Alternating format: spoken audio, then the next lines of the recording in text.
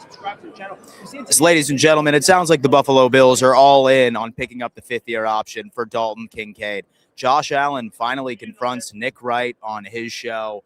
My God, was it insane. And last but not least, let's take a look at our brand new quarterbacks coach, Bo Hardegree, and what he could potentially bring to this offense in 2026. Folks, you already know the drill. I ask each and every single one of you to hit that thumbs up sign for me. And more importantly, sound off in the comment section. Where are you tuning in from? I'm always curious to hear how far Bills Mafia truly extends. Do not be shy. But yes, folks, a story that came out of the Brandon Beane press conference, or I suppose during his media tour, was Dalton Kincaid. I think a lot of us know that he is a talented young man in this league. But the biggest problem, and it's always been his problem, if you were to ask me, was his lack of availability. You know that if you've been watching this show for quite some time, the best ability is truly availability. And in 2024, he missed 4 games. And in 2025, he missed 5 games. And the common denominator was his knee injury, which ultimately ended up turning out to be a torn PCL, at least from what Dawson Knox said on the Mitch Morse podcast earlier this month. Now, what's frustrating fans is it sounds like Dalton Kincaid has no intention of getting a surgery this offseason. He's been playing through it. When I talk to several of the Buffalo Bills personalities that cover these sort of injuries, with guys that are well more versed than myself, it sounds like that with proper rest, a PCL can heal itself. But will this ultimately end up being the right decision? He's been dealing with this knee injury since 2024. It kept rearing its ugly head over and over and over again in 2025. So is this the right move? Should we pick up his fifth-year option if he's not taking his health seriously? But then again, is this the organization? Is that their choice to say that Dalton Kincaid, they'd rather him not miss the vast majority of the year while rehabbing and hope and pray that he could be good? Only time will tell. You can't deny that he is a hell of a damn tight end when healthy, though. Now, as you can see, per Ian Hartitz, he ended up putting together a graph between yards, route per ran, and targets. And you can see that Dalton Kincaid is in a league of his own, much better than the George Kittles and Colson Loveland. Same thing with Harold Fannin, Trey McBride. Dalton Kincaid had a hell of a season.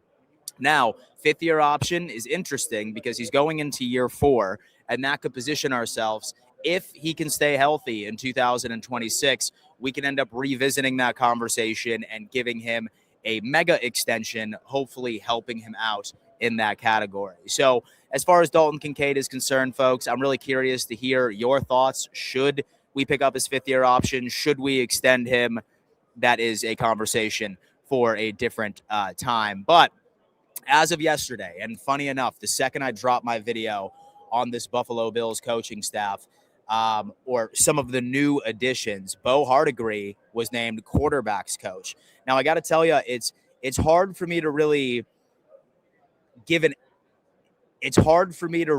analyze this move because we have to understand something. Josh Allen is getting into his career at this point. He's entering in year 9. How much does a quarterbacks coach really end up helping out veterans at this point? I think Josh has been no stranger to a rotating door or a revolving door of different personnel as far as offensive coordinator, as far as different quarterbacks coaches. And while Bo brings a lot to the table, in fact, many Titans fans were pounding the table that he would return to the coaching staff since the second that Callahan was fired midway through the season. He ended up calling plays, and Cam Ward looked a hell of a lot better. But you look at his resume, he's only ever worked with either backup quarterbacks and or rookies. So what will he bring to this Buffalo Bills organization? Again, like I said, with Josh Allen where he is in his career, I don't really think it matters much at the end of the day. And then when you also end up looking at sheer improvement with Bo Hardegree, I'm not lying to you. When he took over play calling after the Callahan firing, you could see that he was hands down one of the most efficient play callers when it came into EPA per game scripted. So what can we expect? Sound off in the comments, of course. and let me know your thoughts. Now, right before we end up getting into the final segment, folks, I need to give a giant shout out to our good friends over at Sleeper Picks. Folks, Sleeper, hands down, is the number one player prop platform on the market today. And the beauty about it is that as long as you end up using that link in my description, they're giving you $20 just for signing up. And you can put that toward your Super Bowl parlay, NHL parlay, NBA, it doesn't matter. You could win up to 1,000x of your initial investment. Shout out to Sleeper for being a proud partner of the show. And without further ado, let's go ahead and move into the final topic. That's right, folks. Were you surprised yesterday when you saw Josh Allen hop on Nick Wright's show on FS1? I can tell you that Nick Wright was probably public enemy number one for Bills fans for a very, very long time. But Josh Allen actually ended up hopping on his show. And as you can see, Nick Wright was actually, semi-surprised when he came on of how the interaction came. Here is per Nick Wright. Josh was excellent the entire 15 minutes here. I thought it was incredibly cool that he even agreed to come on the show. And then for him to also be so engaging, thoughtful, and gracious was just an added bonus. Now, the big clip from this interview was they were reacting to an artwork that was released in the Buffalo News. And it was basically Josh Allen holding Nick Wright by his ankles and stuff, basically just to troll him, since we know that he's been a Josh Allen defactor for a very long time. And he asked Josh Allen point blank, is my criticism to you unfair? And he ended up answering in a way that shocked me, shocked Nick Wright, I'm pretty sure, where he didn't believe that that was the case. He really holds himself to a very high pedestal as the Buffalo Bills head quarterback. And I think that answer was very shocking. They also ended up going into who his Super Bowl sort of winner interest was. He said that he has a lot of respect for Mike Vrabel. He has a lot of respect for Drake May, but he is riding with his buddy Sam Darnold. They have known each other for a long time, even dating back into college. They golf together on a regular basis. So very intriguing. Highly recommend you go check out this interview. They also sort of touched on the fact of how he's been having trouble sleeping. He's still thinking about that Denver Broncos game.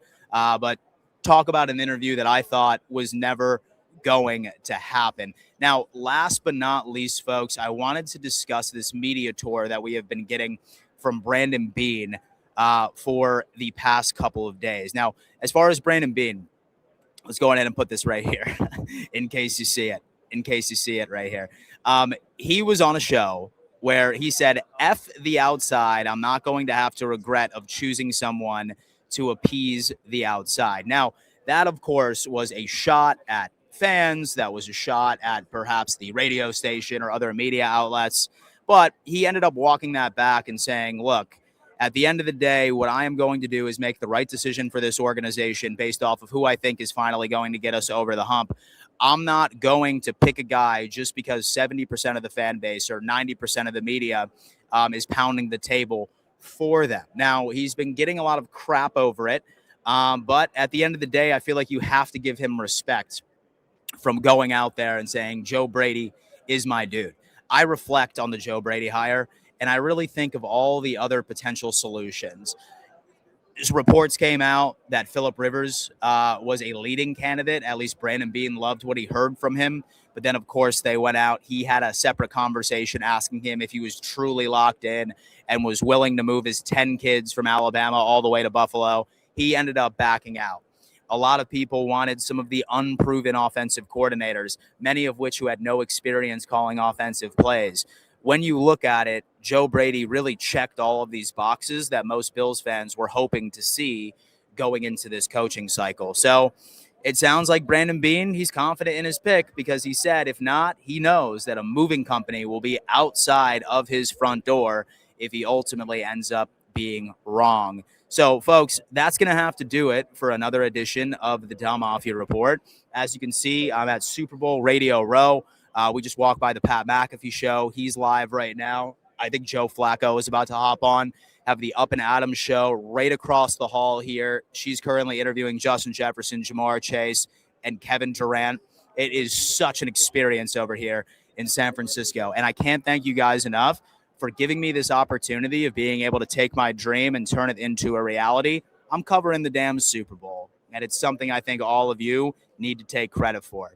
Really appreciate you guys once again. Subscribe to the channel. My goal is 100,000 subscribers by the year 2027. I know that we can get there, and we will see you tomorrow. Go Bills.